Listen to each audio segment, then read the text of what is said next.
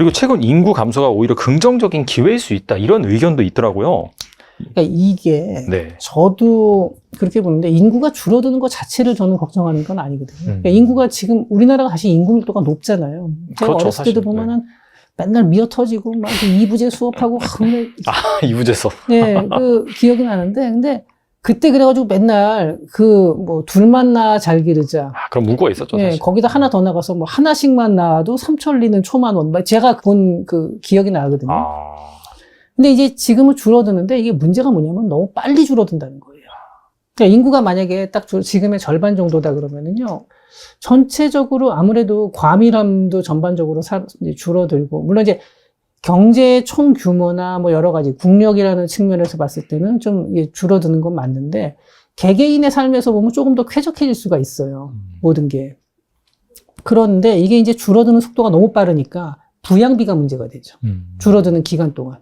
그러니까 지금 이제 출산율이 뭐 이제 1점 밑으로 떨어지고 점점 내려가고 있는데 정말로 인구가 쭉 줄어가지고 나중에 쭉쭉 가다가 0 하면서 빵 하고 사라지고 과연 그렇지는 않을 거라고 저는 그렇게 그러니까 사람들이 흔히 생각하는 게 어떤 추세가 나타나면 이게 선형으로 쭉 간다라고 생각하는데 실제로 가다 보면 꺾이거든요. 저는 이게 출산율 줄어드는 것도 어느 선에 가면은 좀 조정이 되지 않을까 싶긴 해요. 예. 근데 그게 언제쯤일지는 뭐 상당히 장기간이 걸리긴 하겠지만 근데 줄어드는 속도가 지금 너무 빠르다 보니까 이 부양비가 그러니까 제 아들, 딸 세대 때 걔네들이 부양을 해야 되는 사람의 숫자가 제가 지금 부양을 하는 그 고령층보다 훨씬 많아지는 거거든요. 그런 면에서 참 이게 이제 너무 빠르게 지속이 되니까 재정 문제가 걱정이 되는 거예요. 제일 크고요. 첫 번째는. 그 다음에 이게 사람들이 지방이 소멸된다는 걸 굉장히 걱정을 하는데, 저는 이것도 어떻게 보냐면 이거 아마 제가 이 얘기를 하면 거부감을 갖는 분들도 상당히 많이 있을 것 같은데, 원래 전 세계 어디 돌아다녀 보나 사람이 사는 데는 제한적입니다. 그렇죠. 다 빈 땅이고 도시에만 조금씩 사는데 우리나라 보면은 어디를 가든지 사람들이 여기저기 살던 게 제가 어렸을 때 보면은 농촌이건 어촌이건 다 사람들이 살거든요. 그게 익숙해졌죠. 근데 가만히 생각해 보면 다른 나라랑 비교해 보면요. 그게 과연 정상인 건가 싶어요. 미국도 가보면은 대부분은 빈 땅이고 뭐 어느 나라 가보든지 다 그래요. 그러니까 근데 몇몇 이제 인구 밀도가 높은 나라들은 그게 좀 적은 거죠.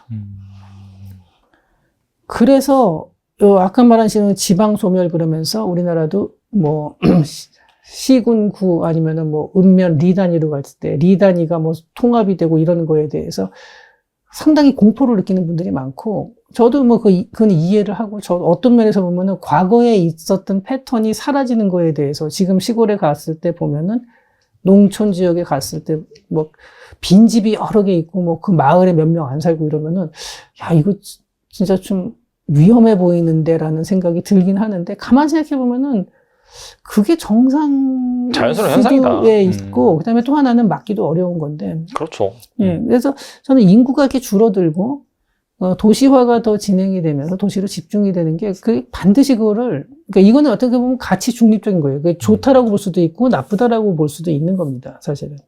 근데 이제 다만, 이 줄어드는 과정이 너무 빠르다는 게 가장 큰 문제인 것 같고, 그래서 좀 재정이 과연 어떻게 버틸 수 있을지. 그 다음에 또 하나는 연금 문제 같은 경우는 이게 89년도에 들어올 때 우리나라 평균 수명이 75세 정도였어요.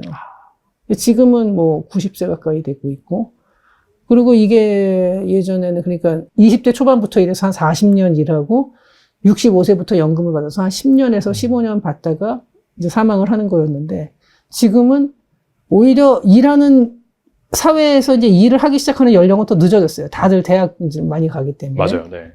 조금 늦어졌고 그 다음에 연금을 타는 기간은 과거에는 10에서 15년인데 이게 이제 30년, 40년이 돼버리는 거거든요. 그러면서 인구의 비율도 달라지고. 이게 지금 연금이라는 게, 과연 이게 재정이 유지가 되느냐.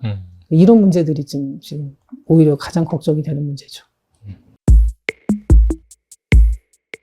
인구의 문제는 제가 항상 비유를 하면은 인구의 변화는 항공모함과 비슷하다고 합니다. 그러니까 여러분들이 보는 무슨 지표처럼 주식시장에 보는 지표처럼 무슨 모터보트가 움직이듯이 이렇게 행로를 바꾸는 것이 아닙니다. 아주 항공모함이 한번 행로를 바꾸려면 천천히 바꿔야 되는 것이죠. 인구가 그렇습니다. 인구가 1년 변화하는 것은 1년을 기다리셔야 돼요. 5년 동안 변화하는 정도, 우리가 인구 10년 동안 어떻게 변화하나 보는데요.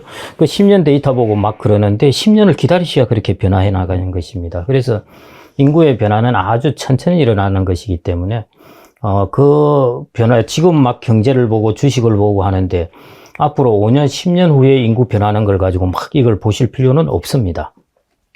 그래서 우리가 경제학에서 매크로, 그러니까 거시경제 변수를 전망하는 데 있어서 인구는 집어넣지 않아요. 왜냐하면 거시경제 변수의 변화, 어떤 변동폭에 비해서 인구의 변동폭은 너무 천천히 움직이기 때문에요.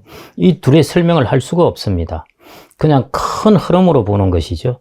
우리가 2년, 3년, 4년 이걸 가지고 인구를 집어넣어서 볼 수가 없다는 것이죠. 그래서 그걸 볼 때는 여러분들이 굳이 인구를 넣으실 필요가 없다는 것, 첫 번째.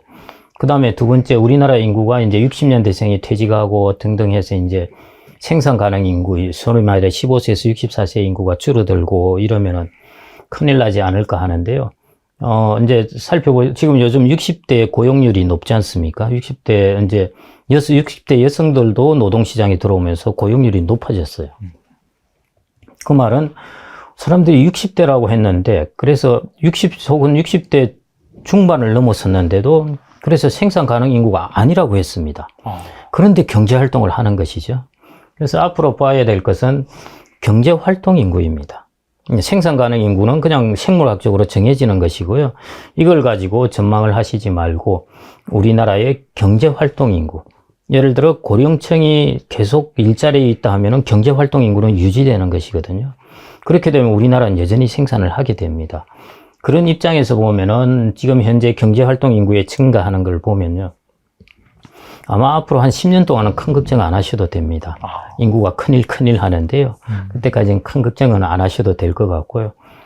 인구의 제가 아까 큰 항공모함이라고 말씀드렸는데, 대신에 이제 그 기반이 흔들리고 있어요. 큰 걱정은 안 하셔도 되는데, 장마가 와가지고 그 기반이 약해지고 있는 것입니다. 뭐냐 하면은 지금 10대 인구는 이미 적고, 지금 태어나는 인구는 더 적고, 10년이 지나면 이 사람들이 20대, 30대 노동시장에 들어오게 될 때 인구가 없는 겁니다. 그때 이제 영향을 주게 되거든요. 그래서 지금 당장은 아닌데 그 기반은 지금 계속 약해지고 있고, 이 기반이 우르륵 무너진다는 느낌을 갖는 것은 저는 대략 한 2040년 지나면은 정말 우르륵 무너진다는 느낌을 받게 될 것 같고요. 그리고 여러분들이 이제 인구의 내리막길을 걷는다 생각하면은 2040년을 넘어가면은 아마 어떤 브레이크를 잡아도 내리막길에서 멈추지 못할 만큼 빠른 속도로 내려가지 않을까 싶습니다. 그래서 그런 식으로 이제 보시면 될 것 같고요. 그러면 앞으로 한 15년, 16년 정도 남아 있는 것이죠. 그동안에 천천히 변해는 가겠죠. 지금은 이제 우리나라 경제 변하는 거를 괜히 저성장 들어가는 거를 지금 막 인구를 대비해서 보거든요. 아니에요. 인구는 그렇게 빨리 변하는 게 아닙니다. 1년 지나야 겨우 한 살 정도, 예를 들어 62년생이 1년 지나야 겨우 퇴직 연령 이렇습니다. 그래서 그렇게 막 빨리 팍팍, 그 전체 노동인구에 비해서는 예를 들어 61년생 하나의 비율은 아주 낮은 편이거든요. 그래서 이동평균선처럼 변하게 해요. 그래서 그런 걸 이제 좀 생각하시면 될 것 같고요. 다만 이제 조금 길게 볼 때는 당연히 그것은 이제 우리나라에 안 좋은 영향을 줄 수밖에 없습니다.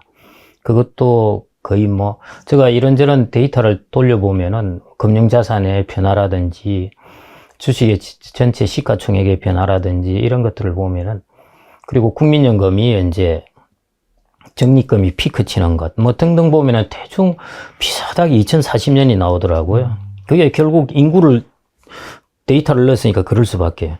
그래서 그걸로 이제 추론해 보면은 2040년 전과 후에 있어서의 변화는 꽤 크겠구나. 이제 그런 생각을 하고 있습니다. 그래서 지금의 이제 여러분들 성장이 어떠고 하는 부분은 사실은 중국 경제라든지 세계 경제의 변화가 사실은 더 큰 영향을 주었고요. 지금 인구의 변화가 여기에 영향을 지금 막 줘서 그렇다고 보실 필요는 없을 것 같아요. 그런데 그 저변에는 계속 조금씩 섬돌에 비눗물이 그 물방울이 떨어지는 물이 빗방울이 이제 차츰 이제 침식에 들어가듯이요. 그냥 그런 상황으로 보시면 될 것 같습니다.